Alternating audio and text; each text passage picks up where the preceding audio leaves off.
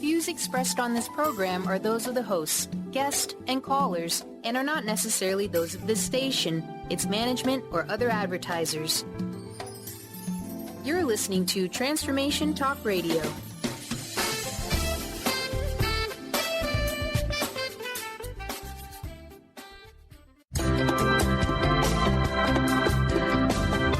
Voices of Women is a talk radio show that gives voice to the personal stories of women. It will inspire women and enlighten men to follow their dreams and create positive changes in their lives. Whether the audience listens to best-selling authors or a layperson like themselves, they'll realize there are others with similar experiences and feelings to their own. This show will give women tools they can use every day, which will empower them to step out of their boxes and create the changes they desire in their life. Kris inspires women to find their voices, speak up, and become leaders of their own life. Everyone has their gifts to share with the world, and it's time for women to work together to bring honor and respect to the feminine voice, which is within all people, men and women. Topics include personal growth, spirituality, creativity, leadership, and divine feminine. Now here's your host, Kris Steinnes. Well, welcome to Voices of Women, and on this lovely Friday day, I hope it's wonderful where everybody is and where you're listening from. You've heard me talk about Woman of Wisdom. I've been on the show. This is, October 15th is my 6th anniversary for being on Voices of Women. How about that? It's also my birthday.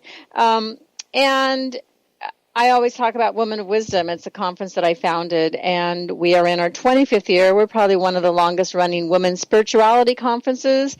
We've been doing this since 1993, providing a very unique, intimate setting for women to create lasting change in their lives and in the world. And we're asking help to keep it going. What we do here impacts the whole world because it's that ripple effect as women heal. It reaches out to other women around the world. So we're just asking people to help out. We've created a crowdfunding campaign for the funds that we need to do this year's conference. And so you can go to womenofwisdom.org and check that out. There's many different levels that you can donate to make Women of Wisdom continuing their legacy. So we appreciate that. And I'm excited today. We're going to be talking about the spiritual practices of Northern tradition. We have the author Evelyn Rysdyk. She's the author of several noted books on shamanism, including Spirit Walking, A Course in Shamanic Power, and A Spirit Walker's Guide to Shamanic Tools. Along with other writings, Evelyn is an impassioned shamanic teacher. She was featured on the Shift Network's 2016 Global Shamanism Summit and is a presenter for the innovative international program A Year of Ceremony. And she has a new book called The Norse Shaman, Ancient Practices of the Northern Tradition. So you can get that new book now. And I'm excited to be talking with Evelyn about this, the Norse Shaman. So welcome, Evelyn. Oh, thanks for having me. Yeah. So first, how did you get interested in shamanism and become this expert on this topic? Well, I've been interested in it for several decades at this point, but my entrance into the work was through initially my art and being fascinated by tribal traditions. And then when I hit the wall in an extreme depression and looking for ways to pull myself back out of it, I went and took a program with Michael Harner and actually learned again from him in person. I had learned from his book, but having the opportunity to really journey intensively for a weekend with him, I had the experience of the feeling in my body of the blinders being taken off. Depression tends to narrow you down in all different ways, but I think of it like the blinders on a horse pulling a cart. And the experience of that expanded state of consciousness that happens in journeying gave me that feeling of possibility coming back into my life. And from that point on, I have been hooked in the best sense of the word, and I have followed my curiosity in exploring both here on the earth plane, all different traditions, and exploring in other realms through journeys. Mm-hmm. Well, we have that in common. I've actually sponsored Michael Harner in Seattle, so I've had done a weekend or maybe even two with him many years back. So interesting always to find these connections with people I talk to on the radio.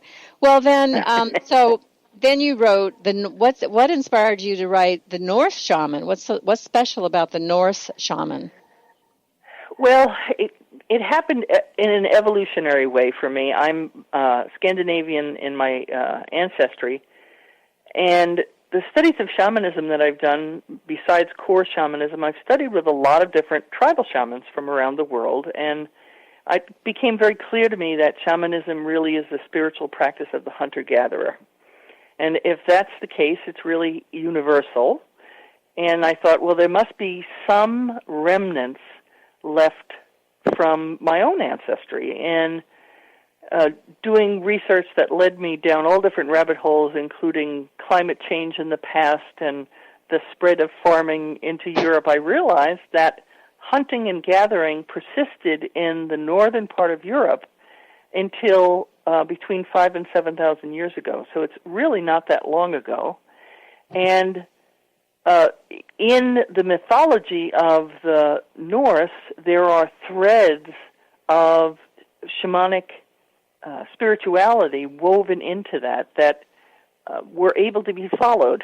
And so that my experience with it is looking for those threads that made sense and putting together a book that is my own personal exploration and gives other people an opportunity to find their way down the rabbit hole in the same way. Mm-hmm. And this, so let's talk about the source of this information, because, you're going back that far, there's not necessarily written history. Tell us about how you recovered some of this information. Well, first of all, I wanted to figure out where, in many ways, our culture kind of went off the rails. Being of Northern European ancestry is both something you can claim lots of wonderful things about our culture, but you also have the burden of the fact that the people of Northern Europe have colonized other places on the planet, subjugated people all over the planet, and created a lot of havoc that we are still struggling with today. That cultural mindset has really become global. And so in unpacking this, I had to find in my own mind where the breakdown began. And I had to go all the way back and do research on how our ancestors, and this is globally, were impacted by the tremendous climate changes that they experienced, and the loss particularly of land. Because land that was incredibly fertile in Northern Europe, the part that once connected the British Isles to Scandinavia, was called Doggerland, was some of the finest hunting and gathering area that was available to human beings at that time. And as sea level rose gradually, and then finally 2 enormous glacial lakes let go pretty close in time geologically, that area went under the waves, and that's catastrophic on several levels. If you remove the traditional hunting and gathering pathways for people, it is very disruptive to their lives on a earth plane level around feeding themselves, but it's also disruptive in the way they transmit culture. There's some more recent research that help us to understand how oral cultures are able to preserve so much information in their songs and in their stories. And one of the methods they use is attaching stories to landscape. So landscape features are those places that sort of trigger a particular set of songs and stories. And so the journey across the landscape provides these mnemonics, these memory guides that help people preserve their culture. So clearly, culture was torn apart at that point, and shortly after that, agriculture came into the area, completely disrupting the natural pathways that people had to survive. So there's this cultural disruption. There's a change in the way people make their living, as it were. You go from being a hunter-gatherer who practices a tradition where they have to be in close relationship with the land to a farming community and a herding community who operate in a different way and in a different relationship to the land. So that clash, I think, helped to contribute to the culture that we have now, and in understanding that and trying to mend some of that tear in our psyche, it's possible for us to look at the times we are in now in a different way. And so that's another thread in my research. So there's, again, this broad topic had to be explored in order to come into a package that would make sense to the reader. Mm-hmm. And you talk about a lot of the historical findings come from Iceland. There was more. It was saved more or kept intact more. Yeah, the Icelandic sagas were written about 200 to 300 years after the end of the Viking Age. At that point, of course, even Iceland was Christianized, but the stories, even though some of them are distorted and have a more Christian overlay, the threads of the oral stories were preserved in Iceland.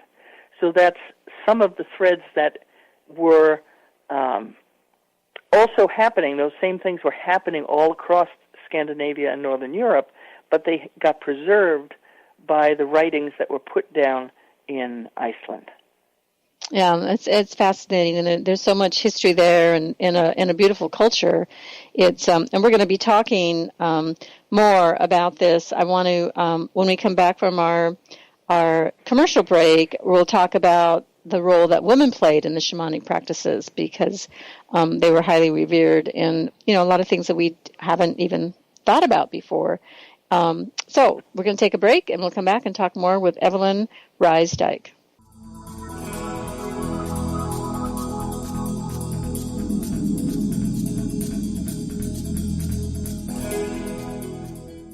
Are you sick of feeling overworked with no motivation? Take a break from the daily grind. Life coach Nicole Eisler is here to provide a healing journey of optimism. Passionate and caring, Nicole is no ordinary soul. Her dedication to helping everyone has no limit. Witness the power of positivity. Tune in every first and third Tuesday at 4 p.m. Pacific for Positivity Party Radio with Nicole Eisler on Transformation Talk Radio. For more information, visit BigDreamAwakening.com. Do you want to achieve your goals? Do you want to strengthen relationships with others? Do you want to improve your financial status? Colette Marie Steffen is partnering with Mark Kettenbach to bring you an energetic upgrade online experience. Unfold and develop your full potential. Visit energeticupgrade.com today for more information. That's energeticupgrade.com.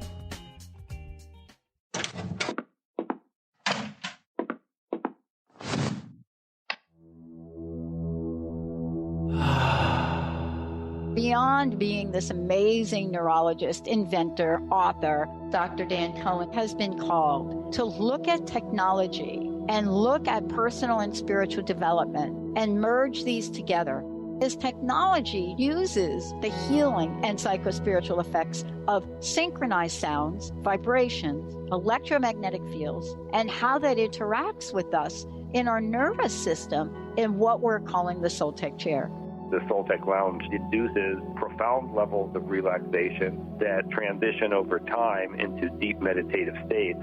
The synchronized sound, vibration, and magnetic field induce these states. The subject doesn't have to work at it. To learn more, go to soltechwellbeing.com. That's SOLTEC Wellbeing. Kris Steinnes is a spiritual leader and healer and teaches a course on how you can transform your life through a meditation and healing system that will manifest your spirit's dreams. She manifested the Women of Wisdom Conference, the Women of Wisdom book, and this radio show. And she can show you how to change your life too. Are you ready? Visit the website and contact her at voicesofwomentoday.com. That's voicesofwomentoday.com. Tune in to The Michael Shane Show the third Tuesday of each month at 11 a.m. Pacific on TransformationTalkRadio.com and connect with the ascended beings to raise your vibration and manifest the life you desire. Get ready to receive healing through the transphysical mediumship of Reverend Michael Shane and the ascended beings. Visit MichaelShane.com. That's MyChael, Shane.com, and call 425-971-6632 to schedule your full healing session now.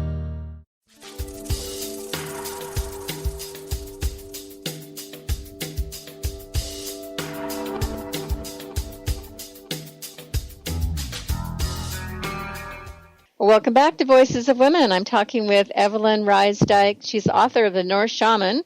So we were just learning about this this process that Evelyn went through to find these old stories and often written in songs. We were talking about at the break. So let's talk about what the role that women played in these shamanic practices.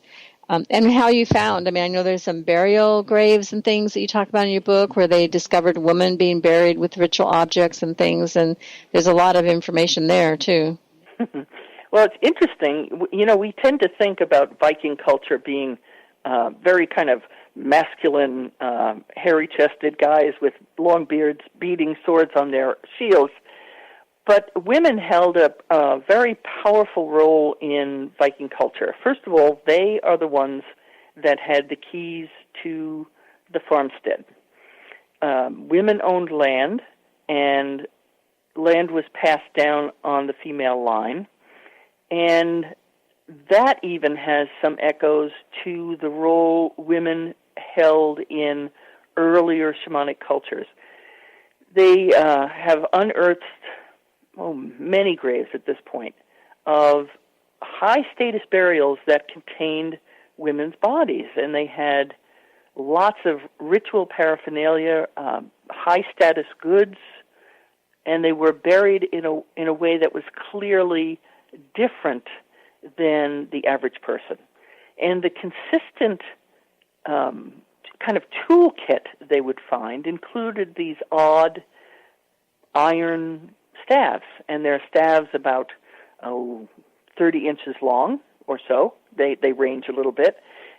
They're a straight shaft, and at the top end, they're more basket-shaped, and they look like a distaff, that which holds the fiber that you would have as a store as you're using a drop spindle to make yarn or thread. But it's made of iron, so you would never use it as an actual distaff, and they, in uncovering all these graves, see that this tool is indicating that those particular women were practicing the art of Sether. There is a much longer history than from the Viking time that goes back into the classical period in Europe. It's been written down by Greeks and also Romans, that women practiced the art of weaving magic or spinning magic into thread or yarn. The purpose being that you are weaving in protection, you are weaving in that magic that would also clothe the people that you were spinning the yarn or thread for their clothes. In addition, in the Viking period, you would be spinning the thread that would be woven into cloth that would become sails for ships. So you would have this long tradition of women's magic being used to for purposes of protection through what is a common household task, which is making yarn, making thread. And so these ritual objects are versions of a distaff that are for ceremonial purposes. So rather than the literal spinning of thread or spinning of yarn, you are spinning reality. You are acting in a way like the Norns, who are in the Norse tradition, similar to the Greek fates, the three fates. They are the ones that sit at the base of the world tree and are responsible for weaving ordinary reality, the daily life that we have. And so in some ways you're replicating their action when you are weaving magic in Sather. And Sather is a word that is actually fairly broad, but you can think of it as a shamanic path followed by the people of Northern Europe. Men also practiced this, I should say, but women were the primary practitioners. And that has echoes all across Eurasia, from Europe proper all the way across Siberia and north, even south in Asia to the Himalayas to Southeast Asia. The original prototypical shaman that is honored in all those cultures is female. So there's this idea that there is a female archetypical shaman that the both female and male shamans honor as their ancestor. And so the fact that that carried through all the way to 1,000 years ago in Scandinavia, I find pretty interesting. The idea that, like shamans' graves in Siberia, like shaman graves all around the world, these women were buried with the tools that they needed to continue their craft even after they died. And the Viking culture had an idea about soul that is different than the way we think about it in our culture. Their idea was that there were three souls, one of which left immediately with the last breath. There was an aspect of the soul that would remain also with the body. And it would stay with the body until the body was either completely decomposed or it was burned and disposed of in that way. And so as long as that body was still present here and on our earth plane, then the conscious soul, which is kind of like the personality that carries all the memories, could be accessed. So that grave, we think of this honored person in your culture, kind of the spiritual guide for your group. You'd want them to still remain available to you, and so they would be buried with all of their tools, and other practitioners would be able to contact them so they would continue to function as a living ancestor of the tradition. Now, that also has parallels around the world, and in fact, the European Psychological Association did a whole bunch of tests a few years ago using scientific method, and they determined that people that honor their ancestors and work with their ancestral spirits by even just thinking about them before they took intelligence and problem-solving tests did markedly better than any of the other groups, whether they had no preparation or thought about people that cared about them that they were not related to. It always turned out that the ancestral power was actually more effective. So you can see cultures all around the world that honor their ancestors are really quite wise. And so were the people in Scandinavia. They not only honored these women who were practitioners, but they kept them close. They fed them so they would make offerings at the burial mounds so that they would be comfortable in their home and stay as long as possible to assist them with their work. Mm-hmm. So that Sather, that's a practice. Is that the encompasses all their rituals? The most familiar is probably the oracular tradition, where the practitioner, using the sound of women's voices and some percussion, it might be thumping the staves on the ground or jingling metal rattle, would go into basically a shamanic journey. They would journey down through the roots of the world tree, Yggdrasil, and go into the land where their ancestors lived. So the venerated ancestors who finally left their bodies, because their bodies were gone, and they didn't die in battle. These were typically women who died as older women, well cared for older women. They would reside in hell, and that's only one L. It's not the Christian hell. And there, the goddess Hel would look after them in her realm, and so they were available to talk with. So you could go and in this journey being supported by the sound of a women's chorus, so using repetitive sound from people's voices other than drumming and rattling, to get into that state where you can connect with an ancestor and then have them speak through you to give wisdom to the group.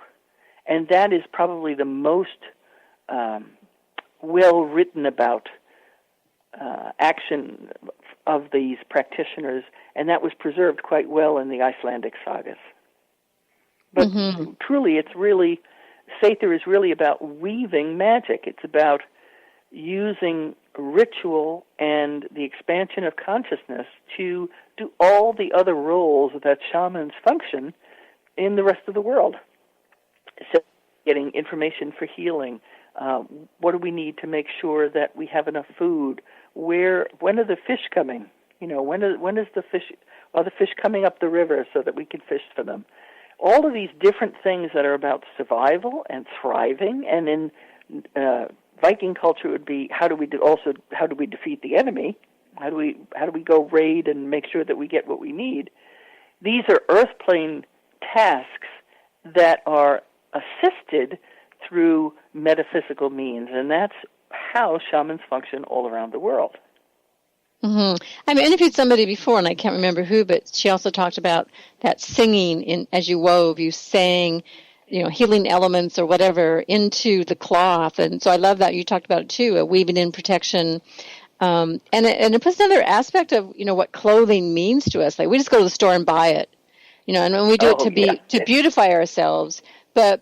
And I did weaving in college, and I love that aspect of that handwork of creating something from yarn and creating something, and the energy that you put into that as you're doing it. And so for them, that was a very important aspect in their practice in the ancient days. I think we've lost a little bit of. I think some people are trying to bring back, but it is fascinating. Well, we're going to come back and talk more with Evelyn Rysdyk, and we'll find out more about the Norse Shaman.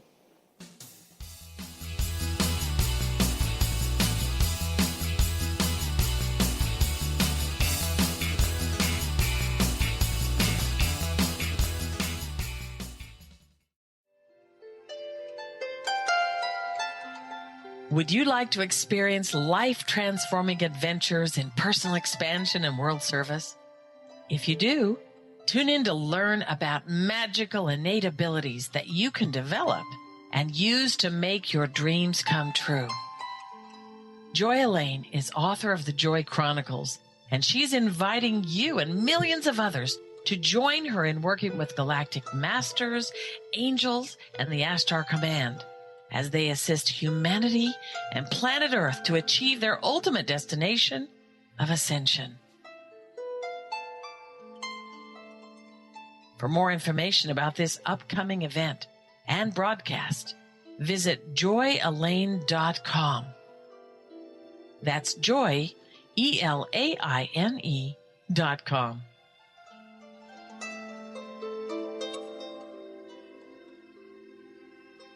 Kris Steinnes is a spiritual leader and healer and teaches a course on how you can transform your life through a meditation and healing system that will manifest your spirit's dreams. She manifested the Women of Wisdom Conference, the Women of Wisdom book, and this radio show. And she can show you how to change your life too. Are you ready? Visit the website and contact her at voicesofwomentoday.com. That's voicesofwomentoday.com. Are you feeling stagnant or blocked in your love life, career, health, or finances? Experiencing difficulty focusing or setting and achieving goals? Tune in to Spiritual Diagnostics Radio with psychic visionary healers Carol Dorian and Suzanne Evans. Discover the cause and effect of unwanted patterns in life. Tune in every Tuesday at 12 p.m. Pacific on Transformation Talk Radio. For more information, visit spiritualdeed.com. Are you anxious, worried, or insecure? Hi, I'm Dr. Friedman Schaub. I'm the author of The Fear and Anxiety Solution. Join me for my next breakthrough video seminar, which starts on September 10th. This program has helped thousands of people worldwide to overcome their struggles with anxiety, and I'm certain it can also help you. If you're ready to be free again and have a stronger foundation of inner peace and confidence, visit thefearandanxietysolution.com.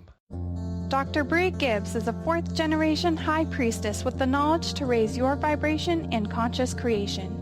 Offering a wide variety of services from goddess light and shamanic healing seminars to private reading sessions, Bree works with you so you too can stand in your own power. Isn't it about time you took your life into your own hands?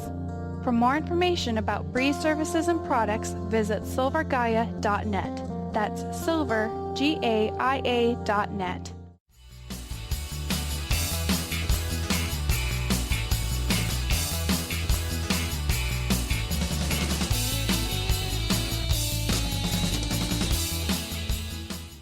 Welcome back to Voices of Women. We are talking about the Norse Shaman with Evelyn Rysdyk. And Evelyn, can you give your contact information, a website where people can go find out about all your books and things? Sounds good to me, and that's at evelynrysdyk.com, and I'll spell my last name. It's R, Y like in yellow, S like in Sam, D like in David, Y like in yellow, K. evelynrysdyk.com. Okay, great. And so all of her books are there, and can find out what else you do for, are you doing workshops and things like that? Absolutely. Workshops, talks, you name it. Okay, great. Well, one of the things in your book you talk about is the concept of the first shaman. And so I'd love for you to share what that means. As I said a little bit earlier, that each culture that I have been fortunate to study with, particularly all across Eurasia, they talk about a prototypical first shaman, and they always assign the female gender to that shaman. So in looking at the female body as somehow holding wisdom, I did, again, follow that breadcrumb trail and look at all the images of women that were made by our earliest ancestors in Europe. These little fat grandmas, everybody knows what the Venus of Willendorf looks like. All these clearly not young maidens.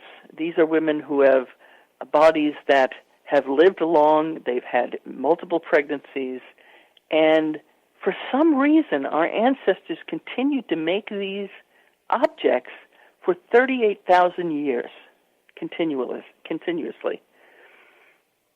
So there's an understanding somehow that this image is important. And in studying Siberian shamanism, there's a tradition of making effigies for the purpose of holding a spirit, so they become containers, and so they are alive. They are images that take on the spirit of whether it be an ancestor, or in this case, I tend to think it's this prototypical older woman who would be in charge of the shamanic tasks of that culture. And so the fact that we held on to making these images for so long tells me that it was critical information. If you think about how information comes and goes in our culture, you can't imagine that something could be held on to for so long, and yet our deep ancestors did. And these figures, like Siberian effigies, were more than likely living ancestors. So they're images that were actually alive to the people that preserved them, and that they held that ancestress energy that they honored in the similar way that they would honor in the much later time of the Vikings the graves of the women who held power. Imagine this portable talisman that actually holds that first grandmotherly, nurturing, wise woman energy in a hunter-gatherer culture that you could carry with you. So you are taking your elder, your guidance with you wherever you go. And so the fact that we made these images for so long tells me that image of that older woman who has not only life experience that's visible on her body, but has some kind of magic. And to me, I could see the correlation between that and the cultures that preserved into the 20th century the idea that the first shaman was female. So I could see that those two things fit together beautifully. And it made sense. Why else would we have made those objects? They weren't fertility symbols because they were the images of women who were beyond their fertile years. They weren't erotica because I'm not sure that most young men would be turned on by those bodies, although, things change. And so that they had some other reason for being. And to me, it had to be a magical reason. These things were precious objects to have remained so long. The musical instruments from 40,000 years ago are largely broken fragments, the flutes and things that were made. But these images were beautifully preserved. They were carried by people. They were rubbed with red ochre, the color of blood, the color that our ancestors used to bury our dead. We would bury our dead and cover them with red ochre, interring them back into the earth's body, like putting them back into the womb. So these objects were precious. And the idea of that a woman beyond her childbearing years would be honored in that way is very different than the way we have the experience of being an older woman in our culture, where many times older women are disposable in the larger sense of our culture. And so another reason to look at this work is to think about, as a woman, where do you fit in your relationship with yourself, in your relationship with your power, in your relationship with nature, for these ancestresses were very much closer to nature than we are. How is it that we can live our fullness?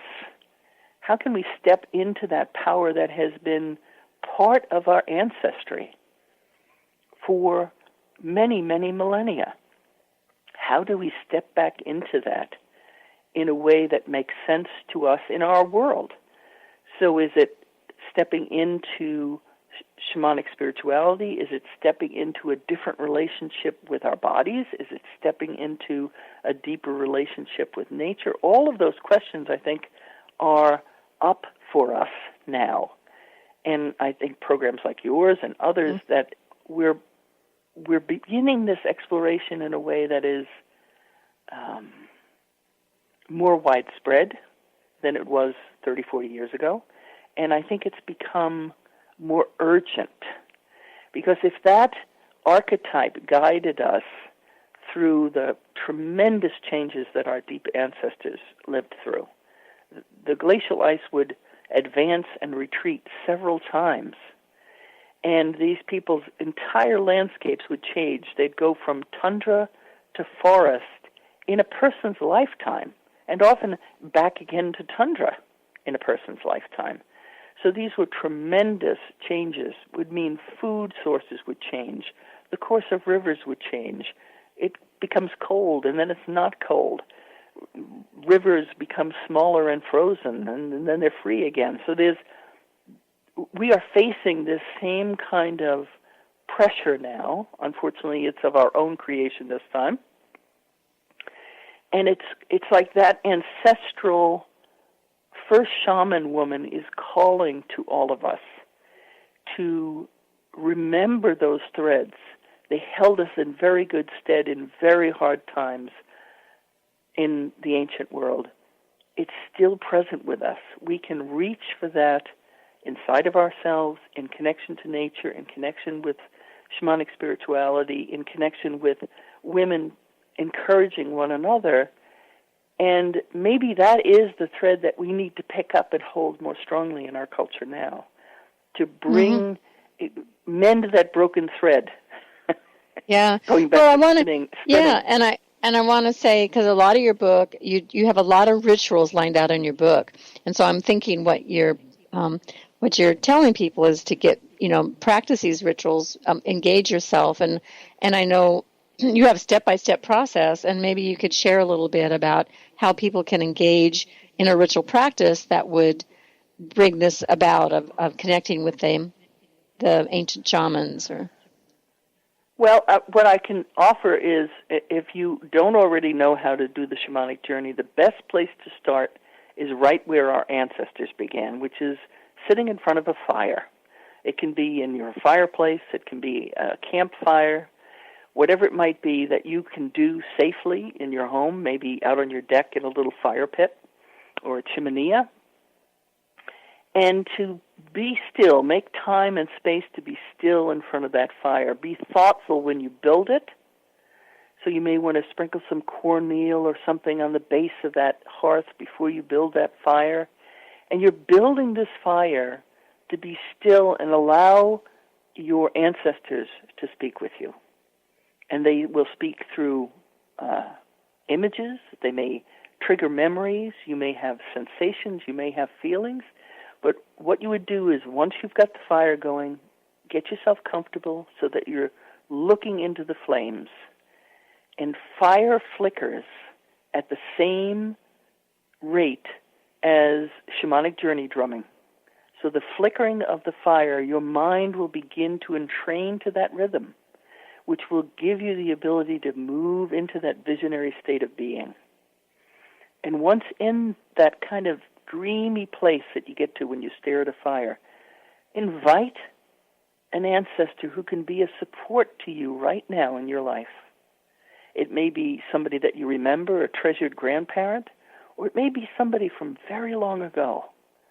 Invite that spirit who is here to assist you in your life to come and share some wisdom with you. It may, again, be a feeling. You may get a whole teaching. You may just have this sense of feeling that companion energy around you, or a feeling of the love that comes with that ancestor. But this is a wonderful first step, and it's a practice you can continue over many nights. It can be something that you do on a regular basis, maybe touching base with your ancestor on a weekend or once a month on a particular phase of the moon, maybe the dark of the moon, when your fire will be a much more vibrant source of illumination. Yeah, that's great. Time. Yeah, excuse me, we're going to have to take a break. So we'll come back in a moment and talk more. We'll have Evelyn continue this fire ritual.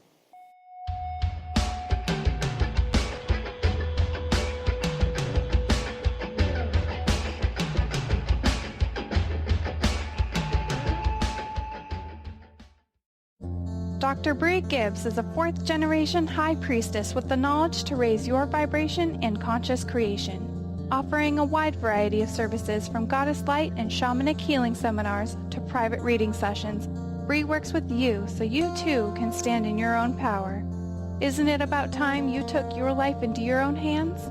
For more information about Bree's services and products, visit silvergaia.net. That's silver, GAIA.net.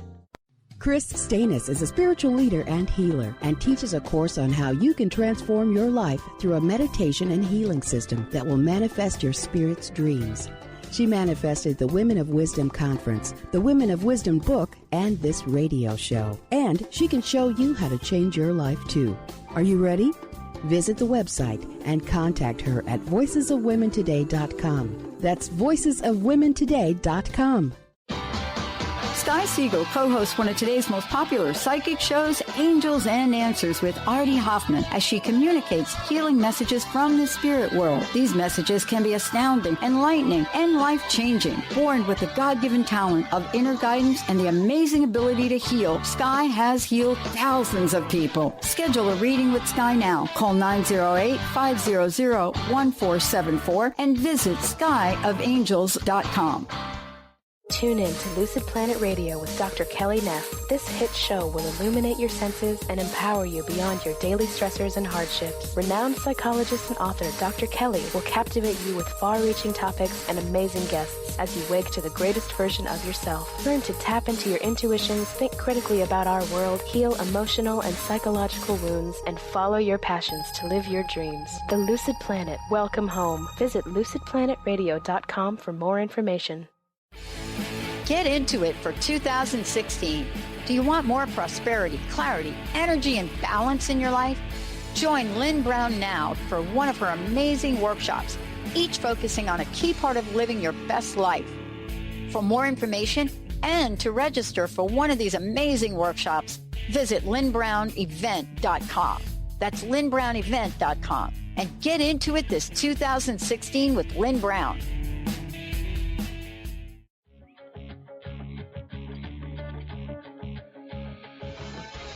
Hi, this is Leslie Fontaine, and my show is Sheer Alchemy on TransformationTalkRadio.com.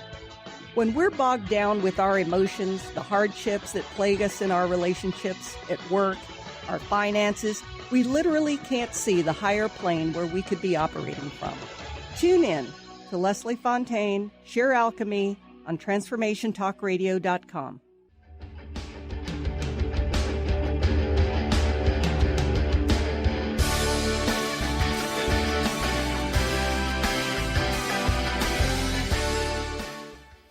Well, welcome back to Voices of Women. I'm Kris Steinnes, and we've been learning about the Norse Shaman with Evelyn Rysdyk, the author.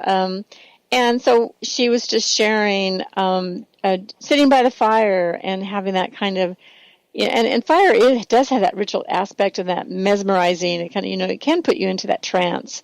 I think so. I think it's a great way to start. But there's lots of other rituals in the book of learning how to connect with various people or things or your ancestors or tons and tons of things.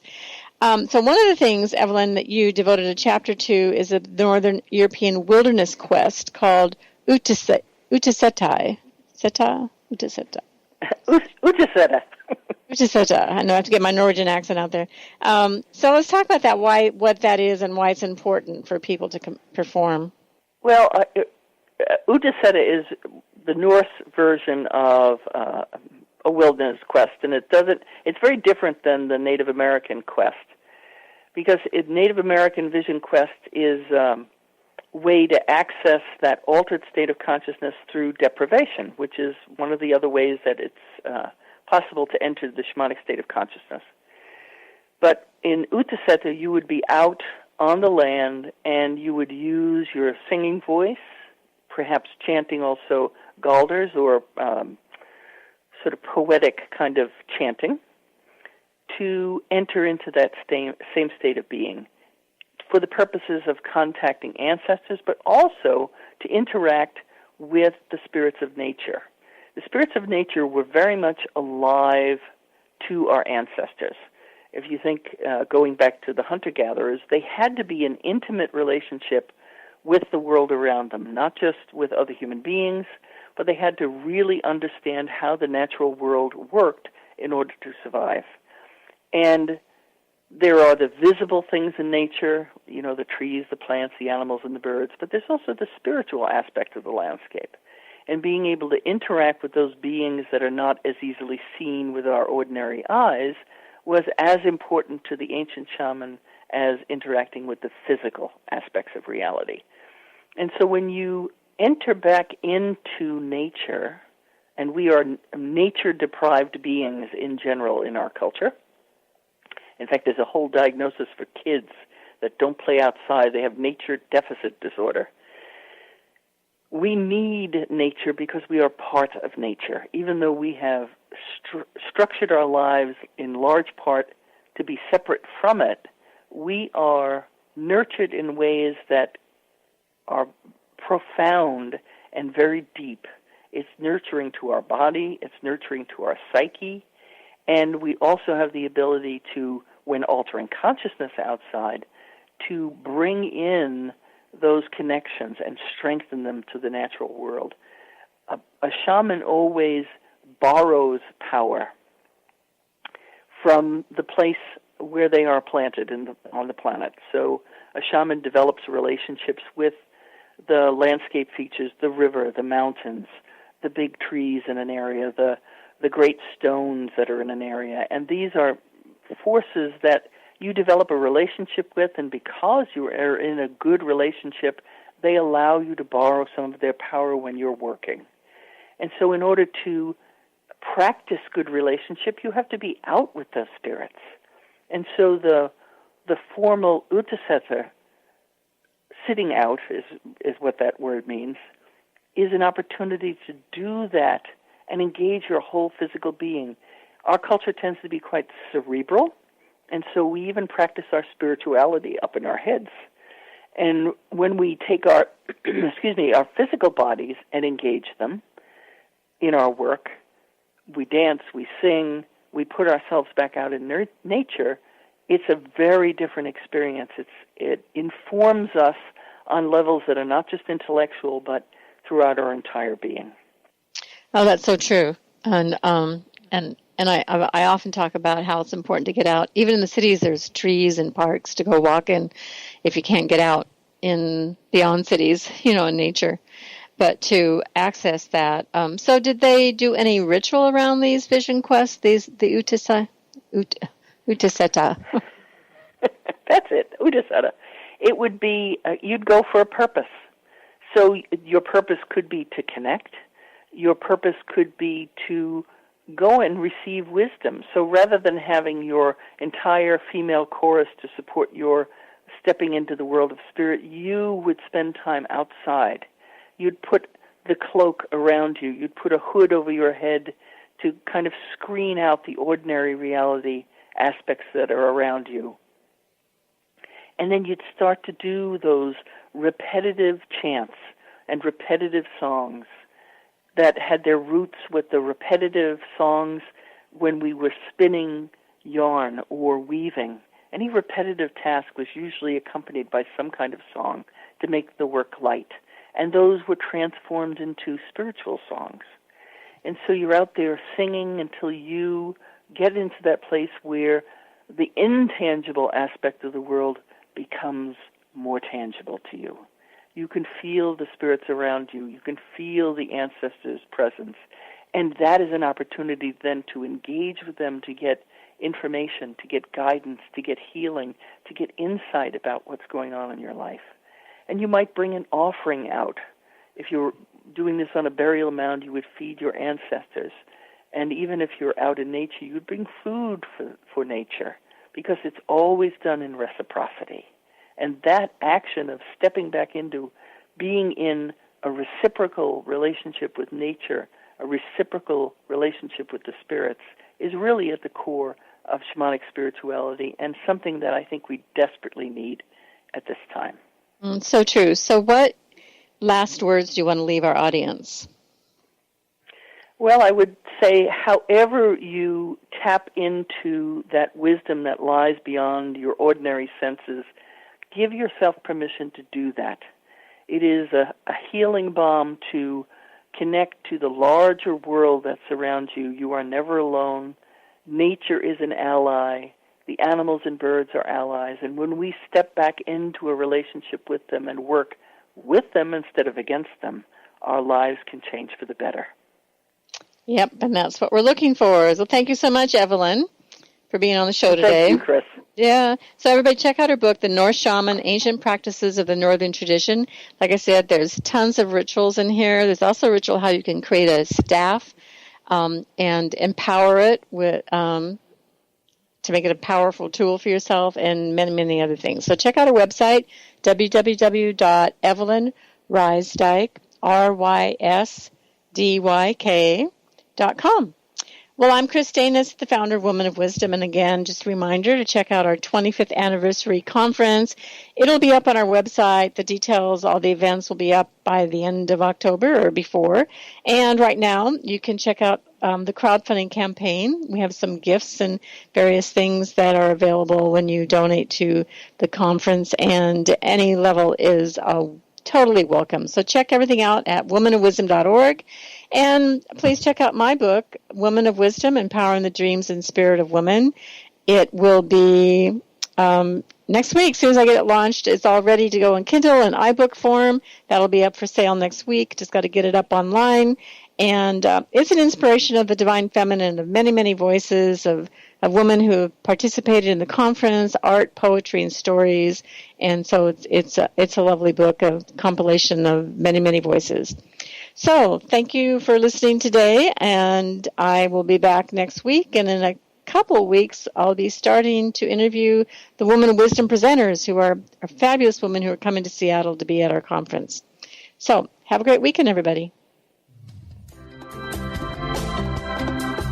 You've been listening to Voices of Women with Kris Steinnes. Tune in each Friday at 1 p.m. Pacific Time, 4 p.m. Eastern Time for Voices of Women Today, radio with Kris Steinnes.